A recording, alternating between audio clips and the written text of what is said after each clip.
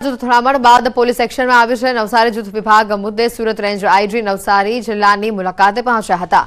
Range IGA મોટા ખુલાસા કર્યા છે અને કહ્યું છે કે સોશિયલ મીડિયામાં તથ્યવિહીન પોસ્ટ વાયરલ કરી લોકોને ઉશ્કેરવામાં આવ્યા હતા। 7 લોકો સામે ફરિયાદ નોંધવામાં આવી છે। 4 લોકોની ધરપકડ કરવામાં આવી છે। 3 હજી પણ ફરાર છે। આ 300 લોકોના ટોળા સામે ગેરકાયદેસર મંડળી રચવાના મુદ્દાને લઈને ગુનો નોંધીને કાર્યવાહી શરૂ કરાઈ છે।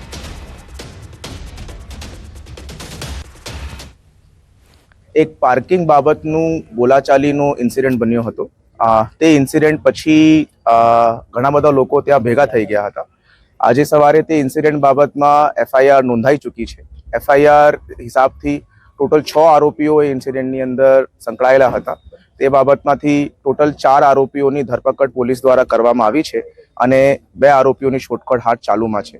गईकाले सांजे अमुक लोको ए भेगा थईने અને ફરીથી જે પરમ દિવસનું જે બનાવવાળું જે સ્થળ હતું તે જગ્યાએ જવાના પ્રયાસ કર્યા। પોલીસ બંદોબસ્ત ત્યાં હાજર હતો એટલે પોલીસ અધિકારીઓએ જે બંને બાજુથી જે ટોળા ભેગા થયા એ ટોળાઓને સમયસૂચકતા વાપરીને અગાઉથી જ રોકી દીધા હતા। એટલે કોઈ અનિચ્છનીય બનાવ ત્યાં બનેલા નથી, પરંતુ 2 ટોળાઓ સામે ગેરકાયદેસર મંડળીમાં ગુનાઓ દાખલ કરવામાં આવેલ છે અને આ બંને ટોળાઓના સામેલ વ્યક્તિઓની વિડીયોગ્રાફી થયેલી છે અને આ વિડીયોગ્રાફીને અમે આઈડેન્ટિફાઈ કરીને જે લોકો આમાં હતા એને સામે અમે કાર્યવાહી કરી રહ્યા છીએ। આઈડીમાં મુશ્કેલીઓને લઈને સરકાર હવે જાગી છે। રાજ્યની શાળાઓને 2 દિવસમાં મહત્તમ અપાર આઈડી જનરેટ કરવા સૂચન અપાયું છે। અમદાવાદ ગ્રામ્યના 16 સેન્ટર પર 2 દિવસ માટે કેમ્પ શરૂ કરાયા છે। શાળાના આચાર્ય વિદ્યાર્થીઓના ડેટા લઈને સેન્ટર પર આવી રહ્યા હતા।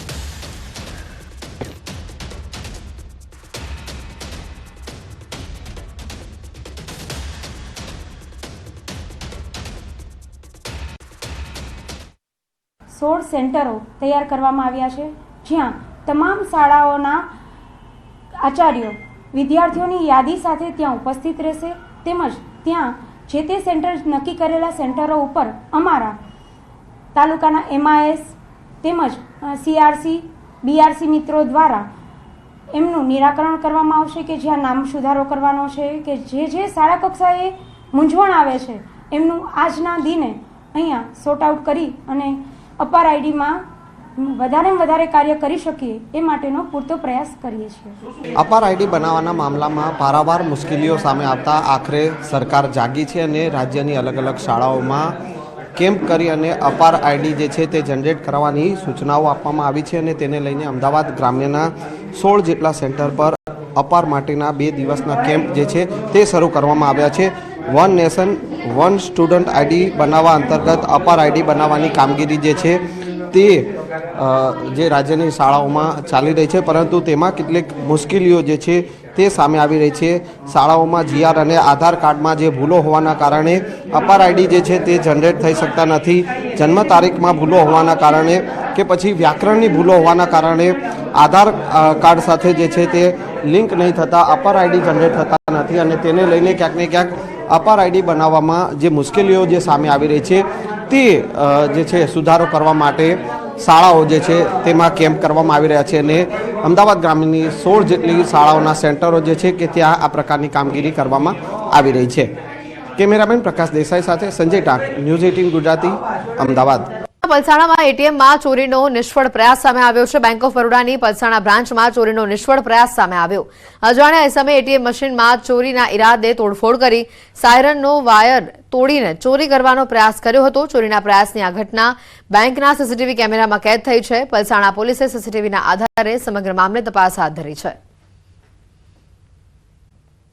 મનપામાં વધુ એક વિવાદ સામે આવ્યો છે। 31 સ્મશાનોમાં આઉટસોર્સિંગને લઈને વિરોધ થયો છે। 4 કરોડ રૂપિયાના સ્થાને 10.43 કરોડના ખર્ચનો સ્થાયી સભ્યો દ્વારા વિરોધ કરવામાં આવ્યો। અંતિમ સંસ્કાર જેવી સેવાકીય પ્રવૃત્તિની જવાબદારી પણ પાલિકા નિભાવવા નથી માંગતી તેવા આરોપો લાગ્યા। ભારે વિવાદ થતા આ દરખાસ્તને મુલતવી રાખવામાં આવી હોવાની હાલ માહિતી સામે આવે છે।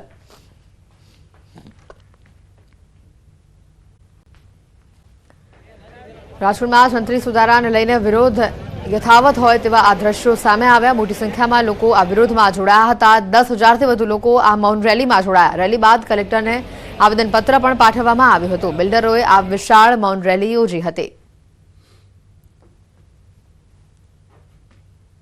જિલ્લા કલેક્ટરની અધ્યક્ષતામાં ખાસ કમિટી બનાવવામાં આવી હતી।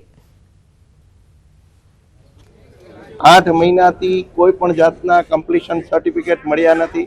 સાથોસાથ કોઈ પણ બિલ્ડિંગ પ્લાનની મંજૂરી પણ આપવામાં આવતી નથી અને આ હજી સળગતો પ્રશ્ન હતો એનાથી મોટો બોમ્બ ફોડ્યો છે સરકારે અને જંત્રી વધારો જે કર્યો છે એ જંત્રી વધારો અસહ્ય છે। રાજકોટની પ્રજા કોઈ સંજોગોમાં ખમી શકે એમ નથી। નિર્ણય યોગ્ય હોય, લાગતું હોય કે યોગ્ય છે તો પણ એના માટે સમય જરૂરી છે।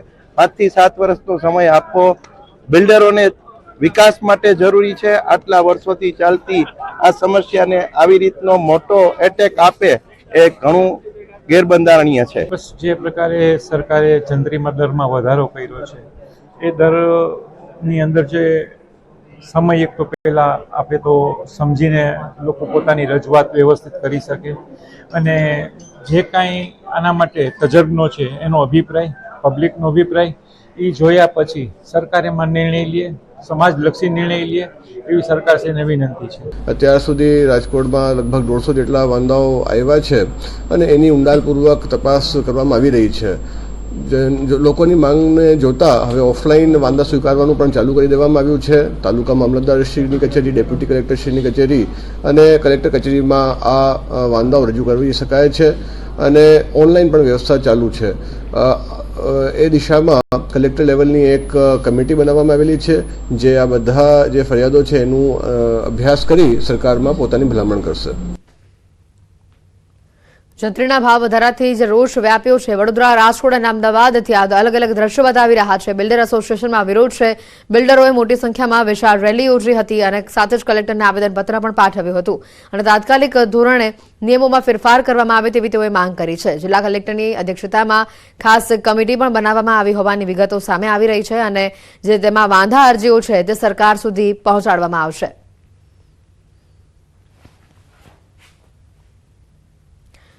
રાજકોટ બિલ્ડર એસોસિએશન પણ લડી લેવાના મૂડમાં હોય તે પ્રકારના દ્રશ્યો સામે આવ્યા। મોટી સંખ્યામાં આજે રેલીનું આયોજન કરવામાં આવ્યું જેમાં 10,000થી વધુ લોકો જોડાયા હતા। રાજકોટથી દ્રશ્યો સામે આવ્યા હતા। વડોદરામાં પણ કંઈક આવા જ દ્રશ્યો સામે આવ્યા જ્યાં મોટી સંખ્યામાં બિલ્ડર એસોસિએશને વિરોધ નોંધાવ્યો હતો। તો અમદાવાદ શહેરથી પણ આવા જ દ્રશ્યો સામે આવ્યા। જિલ્લા કલેક્ટરની અધ્યક્ષતામાં કમિટી આવનારા દિવસોમાં બનાવવામાં આવશે।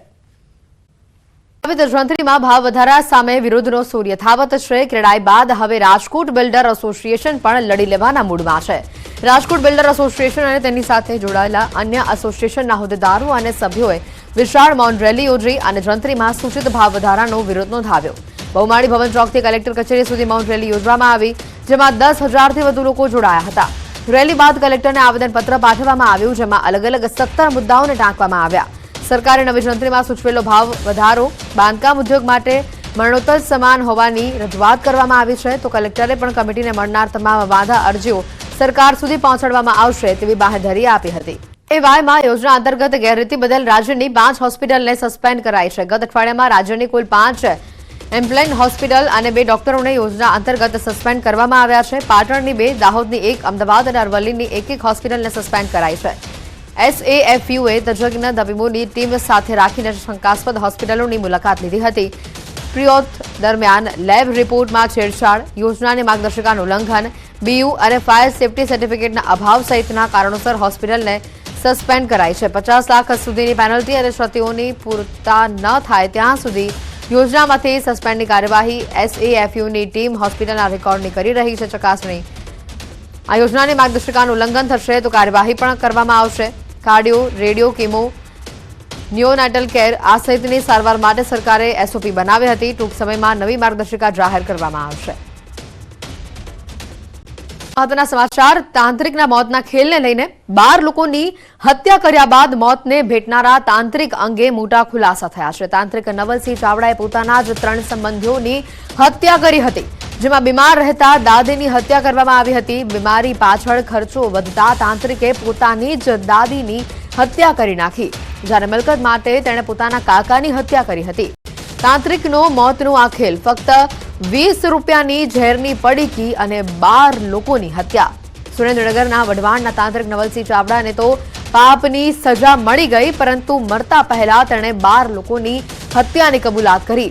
ખુદ પોતાની માતા અને દાદી ઉપરાંત 12 લોકોની હત્યા માટે તાંત્રિક ભુવાએ સોડિયમ નાઇટ્રેટનો ઉપયોગ કર્યો હતો. મૃતક તાંત્રિક ભુવા નવલસિંહ દ્વારા અત્યાર સુધીમાં 1ના 4 ગણા રૂપિયા કરી આપવાની લાલચે 12 વ્યક્તિઓને મોતને ઘાટ ઉતાર્યા હોવાની પોલીસ સમક્ષ તેણે કબૂલાત કરી હતી. ભુવો લોકોને મોતને ઘાટ ઉતારવા સોડિયમ નાઇટ્રેટનો ઉપયોગ કરતો હતો. સુરેન્દ્રનગરથી સોડિયમ નાઇટ્રેટ ખરીદી કરી હોવાની ભુવાએ પોલીસ સમક્ષ કબૂલાત કરી હતી. ભુવા દ્વારા સોડિયમ નાઇટ્રાઇટ લોકોને દારૂ અને અન્ય પ્રવાહી પદાર્થમાં ભેળવી પીવડાવવામાં આવતું હતું. પોલીસે કિરણ લેબોરેટરીમાં પણ વધુ તપાસ હાથ ધરી છે.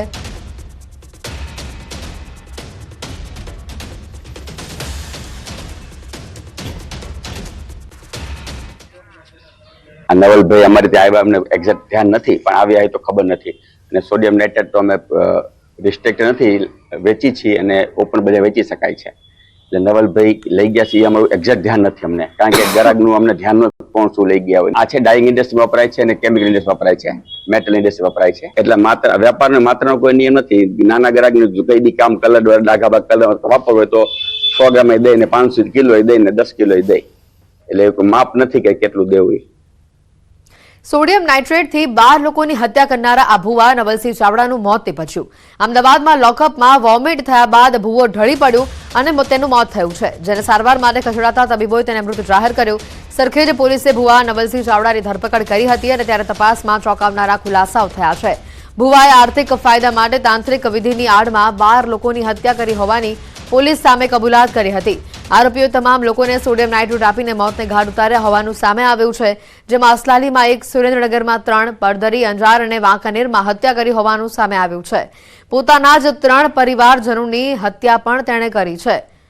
આરોપીએ સુરેન્દ્રનગરની કિરણ લેબોરેટરીમાંથી સોડિયમ નાઇટ્રેટ લીધું હતું અને વઢવાણના આશ્રમમાં તે રહેતો હતો. 1ના 4 ગણા રૂપિયાની લાલચ આપી ભુવો લોકોને ફસાવતો અને રૂપિયા પડાવ્યા બાદ હત્યા કરી નાખતો.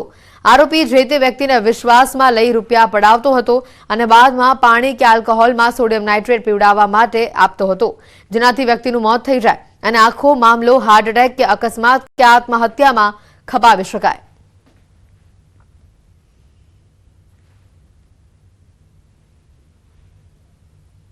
આમાં 7 દિવસની રિમાન્ડ ઉપર હતા.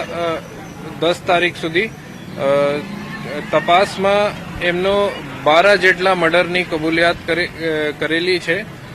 આમાં વિભિન્ન જેમ કે 3 ગુના જો છે રાજકોટમાં છે, 3 સુરેન્દ્રનગરમાં, 1 આપણા અસલાલીમાં છે, એમને ફેટલ દાખલ થયેલ છે, 1 એન્જારમાં, બીજા 3 પરિવારવાળા જણા હતા. આ નવલસિંહ ચાવડા સોડિયમ નાઇટ્રેટ જેવું કેમિકલનો ઉપયોગ કરે છે. સોડિયમ નાઇટ્રેટને પાણીમાં કે શરાબમાં ઘોલી જાય અને એમનો જો વિક્ટિમ છે એનો પીવડાવી દે, વિક્ટિમ 15 થી 20 મિનિટમાં બેફાન થઈ જાય અને હાર્ટ એટેકનું પીએમમાં આવી જશે. સોડિયમ નાઇટ્રેટ તે સુરેન્દ્રનગરમાં એક લેબોરેટરી છે, ત્યાંથી લાવેલું હતું. 20 રૂપિયાની 100 ગ્રામ જેટલું હતું અને યા લોન્ડ્રી જેવું કામોમાં યુઝ કરે છે, ડ્રાય ક્લિનિંગમાં યુઝ કરેલ છે. અને એની જાણ એને કોઈ બીજા બુઆજી ને કરેલી હતી એવી જાણ મળેલ છે.